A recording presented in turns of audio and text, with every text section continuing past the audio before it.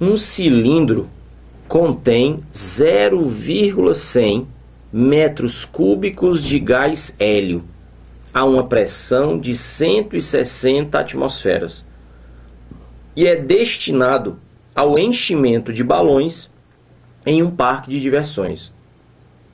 Quantos balões podem ser cheios se cada balão tem a forma de uma esfera de raio 20 centímetros a uma pressão de 1 atm? Considere o hélio como um gás ideal. Considere também que a temperatura do hélio é a mesma, tanto no cilindro quanto nos balões.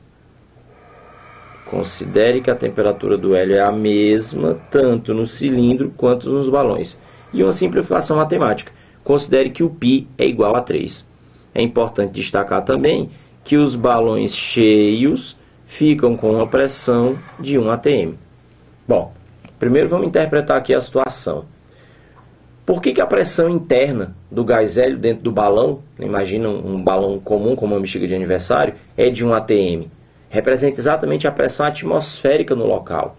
Entenda que quando você coloca gás dentro do balão, então você tem a pressão da atmosfera fora do balão, comprimindo o balão, e a pressão do gás que é colocado lá dentro, tentando expandir o balão.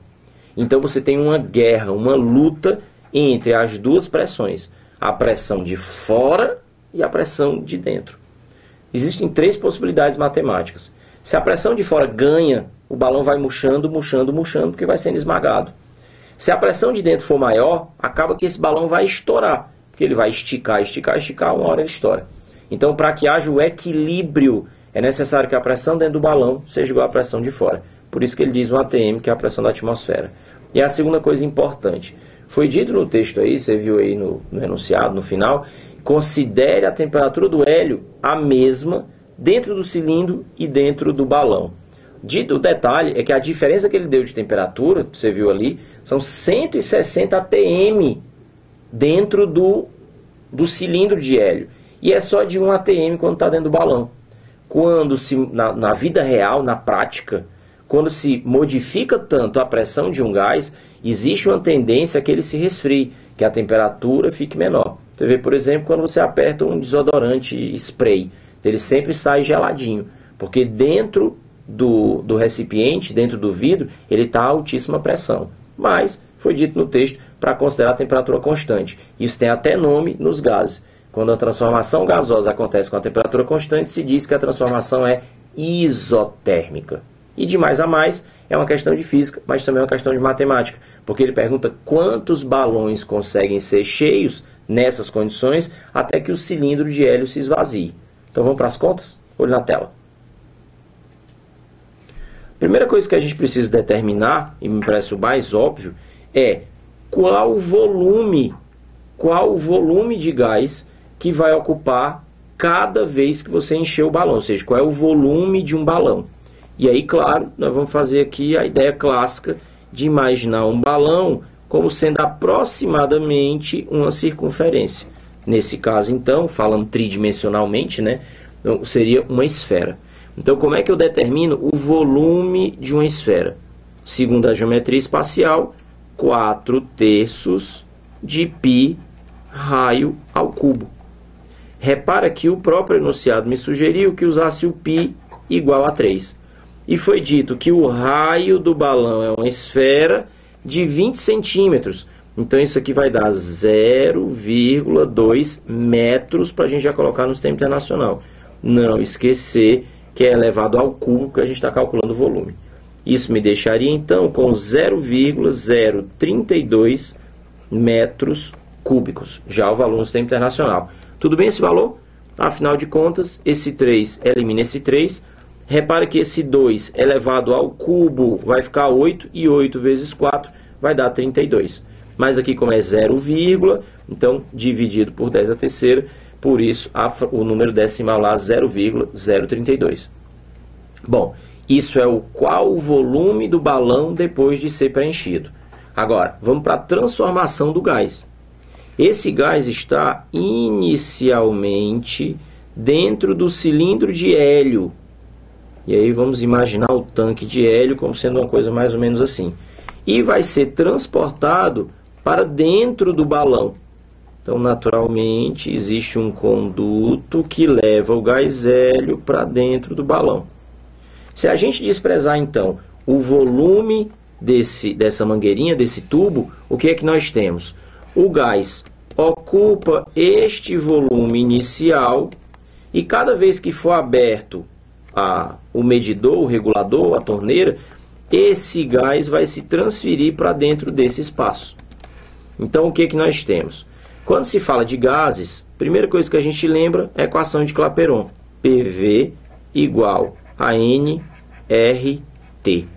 E aí, então, separam-se as grandezas, chamadas variáveis de estado do gás, pressão, volume e temperatura absoluta, lembrando que o N e o R, nesse caso, são duas grandezas que vão se manter constantes. Detalhe que foi dito também que a temperatura nessa questão também se mantém constante, de tal maneira que o que nós temos é a pressão inicial vezes o volume inicial igual à pressão final vezes o volume final.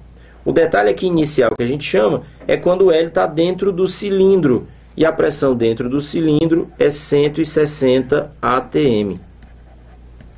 Foi dito também que o volume do cilindro é 0,100 metros cúbicos. Ora, se nós sabemos que dentro do balão a pressão vai ser de 1 atm, isso significa então dizer que o volume correspondente que vai sair de dentro do cilindro para ser levado para dentro do balão seria de 16 metros cúbicos. Nesse caso, então, sendo essa operação 0,1 vezes 160, um total de 16 metros cúbicos. Agora vamos responder a pergunta da questão. Se cada vez que eu encho o balão, que vai ter um volume total de 0,032, eu preciso retirar 16 metros cúbicos de dentro do cilindro, mas Edelfrânio, como é que pode o cilindro todo ter 0,1 metro cúbico? E aí então eu dizer que quando a pressão baixa, eu vou ter 16 metros cúbicos. Não se esqueça da diferença de pressão. Quando a pressão é muito grande sobre o gás, você esmaga as moléculas de gás e faz com que as moléculas ocupem um espaço muito pequenininho. O que é que significa o gás sair de dentro do cilindro? Ele passa por uma pressão 160 vezes menor. Significa então dizer que quando você diminui a pressão, as moléculas conseguem se afastar e ocupar um espaço maior. Ok? Então essa é exatamente a diferença. O que acontece então? Se eu consigo, tirando todo o volume do cilindro, aqueles 0,1 metros cúbicos do cilindro, na hora que ele sair para uma pressão de 1 atm, isso equivaleria a 16 metros cúbicos, mas o meu balão não precisa de tudo isso. Olha quanto é que o balão precisa? Só de 0,032. Então, vai dar para encher o balão, ou vários balões, muitas vezes. E uma regra de 3 diz para a gente exatamente quantos. Dá uma olhada na tela. Pensando, então, como uma regra de 3, nós teríamos, para um balão, nós precisamos de 0,032 metros cúbicos de hélio. Quantos balões eu consigo? Com 16 metros cúbicos. Uma regra de 3 simples, e isso me daria um total de 500 balões, que é exatamente 16 sobre 0,032. 500 balões. E para marcar a resposta correta, então, nós teríamos que dizer a alternativa C de casa. Então, quando se trata de gases, tome muito cuidado para não confundir volume com quantidade de matéria. Se a gente pudesse contar dentro do cilindro a quantidade de moléculas que tem ali, é a mesma quantidade de moléculas que vão ocupar todos os balões depois de cheios. Então você imagina que você tem um cilindro no início cheio de gás hélio. E aí você vai e enche um balão, enche 2, enche 3, enche 4 e vai preenchendo a sala inteira. No final, a gente vai estar com 500 balões todos cheios e o cilindro vazio. Todas as moléculas de gás hélio que estavam dentro do cilindro, a gente levou para dentro dos balões. Então, a quantidade de moléculas é a mesma, mas o volume é muito maior. Por quê? Porque a pressão dentro do cilindro era muito alta e isso esmagava as moléculas, enquanto que a pressão dentro dos balões é bem menor e isso dá mais espaço para elas, ok? Fica ligado.